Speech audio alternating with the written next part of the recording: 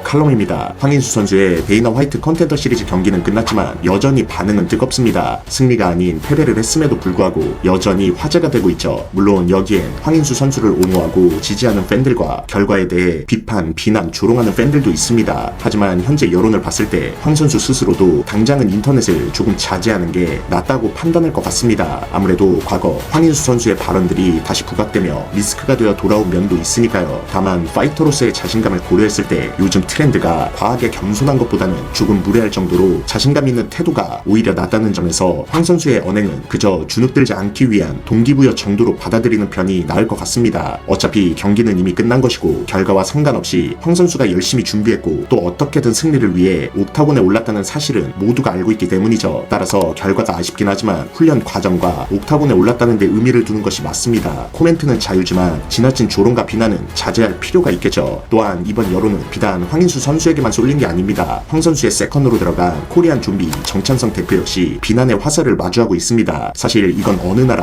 어느 팀이든 마찬가지죠. 선수가 무기력하게 패배하면 그 선수를 지도한 코치나 팀까지 함께 비난을 받는 경우는 흔합니다. 이번 경우에도 정찬성 대표를 두고 말이 많은데 크게 보면 두 가지 의견으로 갈립니다. 하나는 스타일은 바꾸지 않았더라도 결국 준비는 정 대표랑 한 것 아니냐라는 지적이고, 또 하나는 준비해주면 뭐하냐, 황 선수가 세컨의 말을 듣지 않았다라는 의견입니다. 실제로 유튜브 등 여러 영상에서도 확인되듯 황 선수가 세컨의 지시를 제대로 이행하지 않은 건 사실로 보입니다. 코너에서 주문을 했지만 황 선수는 오로지 뒷손으로 앞면을 노리는 공격만 고집했기 때문이죠. 이 때문에 정찬성 대표도 답답했는지 3라운드에는 직접 전사냐 아니냐를 물어보는 장면까지 나왔습니다. 이를 본 팬들은 황 선수가 세컨의 지시를 너무 따르지 않는다며 비난하기도 했습니다. 하지만 작은 경기라도 직접 뛰어본 사람들은 알 겁니다. 경기장에서 느끼는 부담감과 긴장감이 엄청나다는 것을요. 상대에 집중하다 보면 방금 세컨이 말한 지시를 기억하지 못하고 본능적으로 싸움에 들어가는 경우가 흔합니다. 그뿐만 아니라 경기 중에는 세컨의 목소리가 제대로 들리지 않는 경우도 많습니다. 이런 점을 감안하면 어느 정도 이해가 되는 부분도 있습니다. 결국 이 차이가 정상급 선수들과 그렇지 않은 선수들을 가르는 요소이기도 합니다. 마카체프, 메랍, 토프리아 등 이외 많은 정상급 파이터들을 보면 코치의 지시를 정말 충실하게 이행하는 걸 알 수 있습니다. 심지어 라운드마다 순간적으로 전략이 바뀌더라도 그대로 잘 따라갑니다. 이게 바로 정상급 선수들이 왜 대단한지를 보여주는 대목이기도 합니다. 물론 황 선수가 어떤 이유에서 그런지는 정확히 알 수 없습니다. 다만 이렇듯 세컨의 역할이 중요한 경우가 많다는 것입니다. 정찬성 대표도 말했죠. 이번 경기는 인수와 처음 합을 맞추는 만큼 중요한 대회를 앞두고 얼타게 하고 싶지 않았다. 처음 호흡을 맞출 때는 쉽지 않다. 큰 시험대인 만큼 황 선수의 스타일대로 가게 두고 싸움에 필요한 체력과 몸 상태를 만드는 것에 집중했다라는 뉘앙스로 얘기를 했었습니다. 결국 황 선수가 그동안 해오던 스타일이 있는데 이를 갑자기 바꿔서 출전하는 건 오히려 리스크가 크다고 판단했던 것 같습니다. 오래전부터 코종과 함께 준비한 게 아니었으니까요. 어쨌든 여러가지 측면을 봤을 때 이번 경기를 본 팬들의 의견이 분분한 건 당연합니다. 또 모든 패착이 황 선수에게만 있다고 보기도 어렵습니다. 옥타곤에서는 혼자 싸우지만 그 과정과 준비, 전략은 팀과 함께하기에 다같이 축하받고 다같이 비난과 비판을 받는 건 자연스러운 흐름이라 생각합니다. 코종 역시 코치 능력에 대한 의심을 받는 것도 이유가 있긴 하죠. 최근 RTU 성적을 보면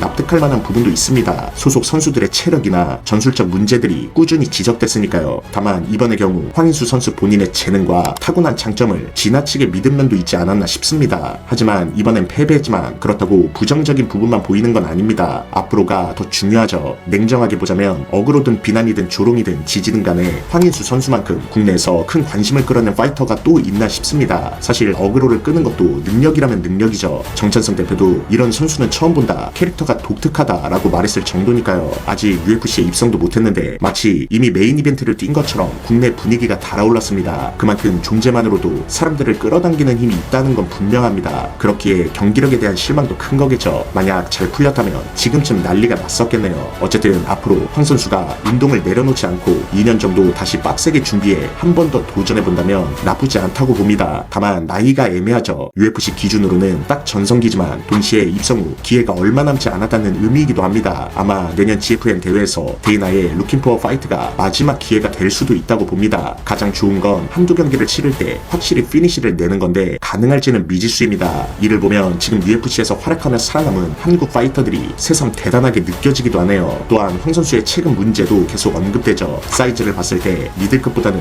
웰터급에서 경쟁력이 더 좋을 거라는 의견이 많습니다. 틀린 말은 아니죠. 실제로 많은 UFC 파이터들이 경쟁력을 위해 체급을 옮기고 무리한 감량도 감수합니다. 있습니다. 일리아, 마카체프, 과거 하빕, 페레이라 등등 예시는 너무 많습니다. 커팅 중에 죽을 것 같다는 영상도 많이 보셨을 겁니다. 그러다 시간이 지나 몸도 커지고 컨디션과 데미지를 위해 자연스럽게 상위 체급으로 올라가기도 하죠. 하지만 코좀 유튜브에 나온 황 선수의 감량 영상을 보면 웰터급은 힘들겠다라는 말이 나올 정도였습니다. 황 선수가 감량에 유독 어려움을 겪는 혹은 하기 싫어하는 느낌이 확 들었거든요. 결국 미들급을 고집하는 데는 다 이유가 있는 듯 합니다. 선수와 팀이 가장 잘 알겠죠. 여하튼 현재 패배는 쓰지만 한편으론 UFC만이 반드시 답일 필요는 없습니다. 물론 파이터로서 UFC가 최고의 목표임은 분명합니다. 하지만 황인수 선수의 지금 스타성과 화제성을 본다면 국내 무대에서만 뛰더라도 충분히 좋은 커리어를 만들 수 있을 테니까요. 하지만 그럼에도 개인적으로는 황 선수가 모든 부분을 다시 재정비해 한 번 더 도전하는 걸 보고 싶습니다. 경기 전까지의 기대감과 한 방에 있는 파이터라는 점에서 느껴지는 긴장감은 분명 재밌었으니까요. 과연 황인수 선수는